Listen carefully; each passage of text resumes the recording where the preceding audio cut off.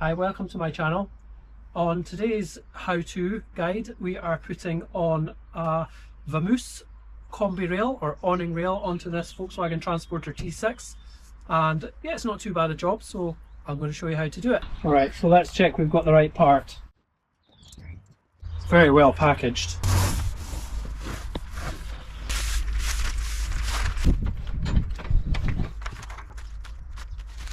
So this is what you get in the package. Your black rail, I think it might be powder coated, and that is aluminium, and it will bend to the slight contour of the van. We have instructions, we have a front piece, we have some screws, and we've got an end cap, and we've got some alcohol wipes. So we're going to need a few tools for the job. We have some masking tape, we have a Sharpie, we have a pencil, we have tape measure, I've got a solid steel rule, I've got a power screwdriver and some screwdrivers and screwdriver bits. I have a drill bit somewhere, and I've also got my electric caulking gun and some bonding agent, and also I have a couple of knives, always handy. Okay, first job is we've got to catch this line here, see between the door, the front door and the sliding door. We have to mark 430 millimeters from that line, and there's a tolerance of about plus 2 or 3 millimeters. So we just mark that in with a pencil or a Sharpie, and that is to mark the end of the rail and then where this end piece goes. So first job in. Right, so next job we've got to do is we've got to mark up 5 millimeters or so from the bottom of this line on the vehicle, just above the door, and that marks the bottom of the awning rail. And in my experience, you're wise to not do it any less than 5 millimeters, otherwise your awning, if you're going to fit an awning, has a risk of catching against the top of the sliding door. I speak from experience.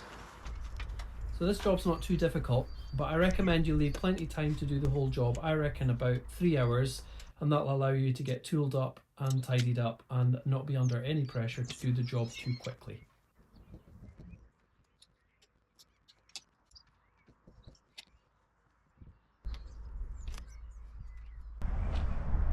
So in the kit you get two types of screws. We have some self-drilling screws and we have some blackened screws. And self-drilling screws are for the first stage, and they get the rail in the position before you bond it on, so we'll need to do that job first. Okay, so I'm going to do this as a one-person job. The instructions say you need an assistant, but I often have to do this job on my own, so I have masking tape to help me. Okay, so what I'm going to do is I'm just going to set the rail in place and hold it in by masking tape initially. Kyle, yeah, can you just make sure I'm going to cheat, I'm going to use an assistant, so that the end of that rail is not going any further than the pencil line. Can you see the pencil line there? Yeah. So where do I need to go? It needs to come more this way. Well, you tell me when it's ready. There.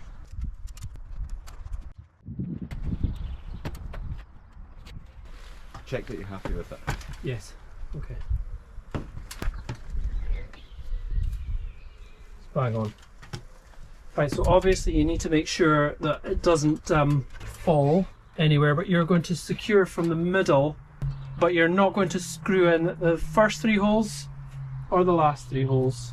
I don't think it matters an awful lot if you do, to be honest, because I've done it before and it just works.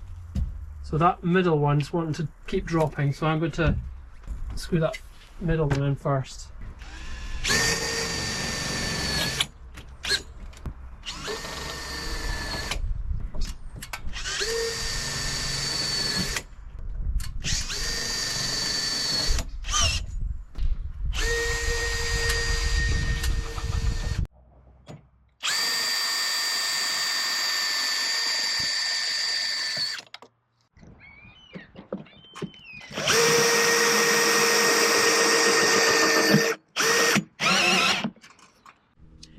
now that I've got the center section of the rail, which is most of the rail, fixed in place, I need to then secure the bits that need to be bent in towards the body. So we're going to nick some of the screws out the middle section and we'll use them at the front and then the rear. So this is the front section of the rail, and we need to just bend it down slightly to keep the contour of the roof. So while pushing down, I'll screw it in.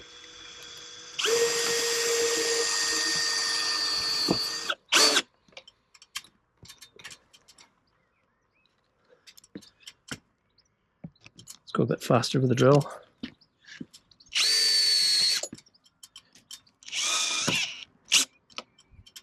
Okay, now to the rear.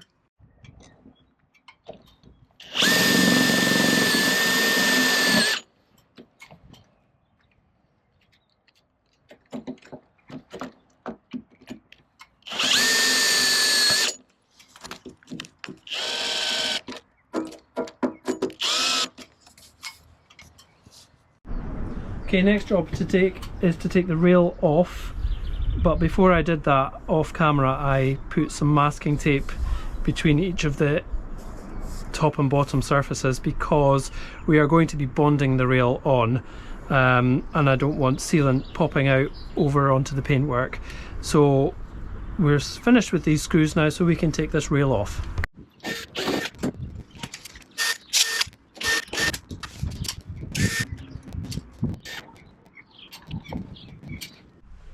So now we have the rail off, we just need to clean this area here with one of our alcohol wipes. Just be careful you don't catch your finger on any sharp burrs. And the metal's nice and warm as well, so that's actually going to be a handy thing for us. And we'll also clean the back of the rail. Okay, I'm using Sudal Fix All High Tack, which has got a really strong capability to bond it together, and I'm doing a little cheat. I love this tool. This is my cordless electric caulking gun. Uses the same batteries as my drills. Now if you've got one of these guns, I tend to use it on about 2.5 speed, and I always have a bit of paper handy. So I'll put the sealant out. Good. And then we'll go and we'll fill the back of the rail. So we have to fill an 8mm roughly, or that's about the thickness of a pencil, of a bead of the bond on the back of the rail.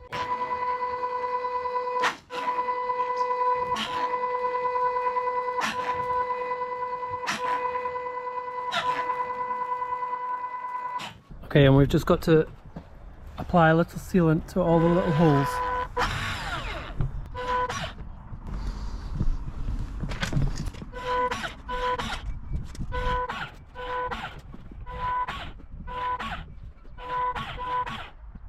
So now that we've got bond on the rail, we can screw it to the bodywork, and it's the bond that does all the work. Now I've marked on the masking tape exactly where the screws are, just so that it minimise faffing around, and you only hand screw this in. And just be careful not to splodge your sealant against everything. Let's get another screwdriver. I'm just putting it very lightly to start with.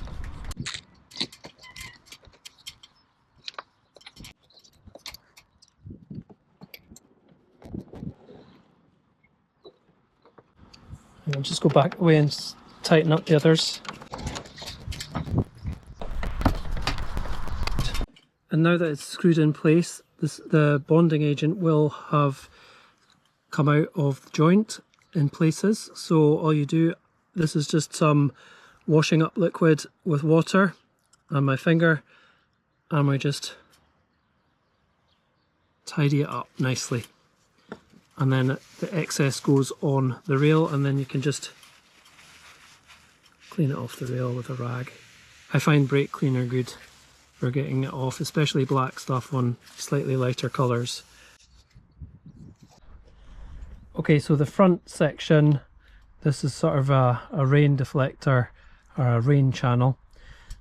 It is in the instructions, it's a one shot and you're out. If you do this wrong, it's not going to come off very easily. Now it's always better to have the metal and the piece warm because it sticks much stronger. So it's a nice warm day, the sun's shining on this fan just now, so I don't need the heat gun, but I normally would use the heat gun.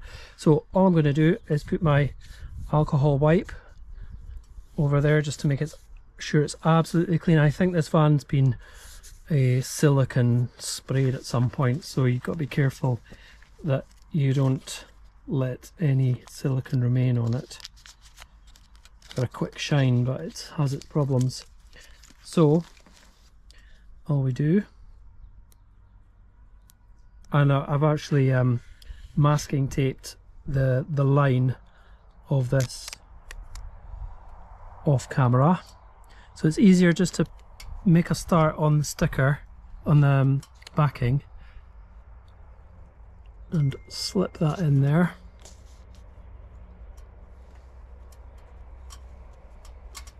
And then you're not fully committed, and you can hold it in place, pushing it down while pulling off the backing tape, making sure you've got your line. And you see how that flows onto the windscreen rain channel and all the way, and all that you've lost is some masking tape, but we've reused it from the job earlier on, and that should never come off. Okay, last piece. Off camera I have masked this, and this is for the end piece which we will be bonding on. So we're just going to clean it with my alcohol wipe, both surfaces nice and clean, and then apply. This sits slightly away from the body, so you can be quite generous with your bond here.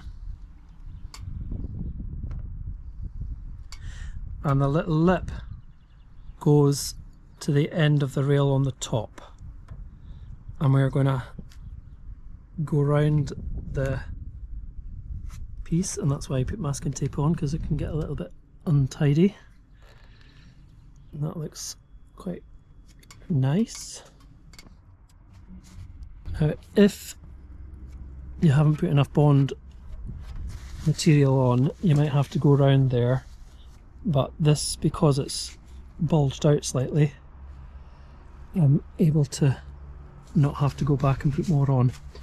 And then we've got our mess on the masking tape, which is absolutely ideal, and then you can pull your masking tape off and it's job done.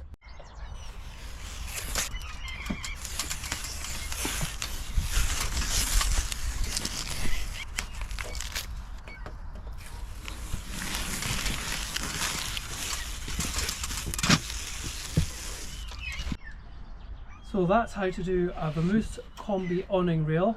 Thank you for watching. I hope you enjoyed that. Don't forget to like and subscribe for more content like this.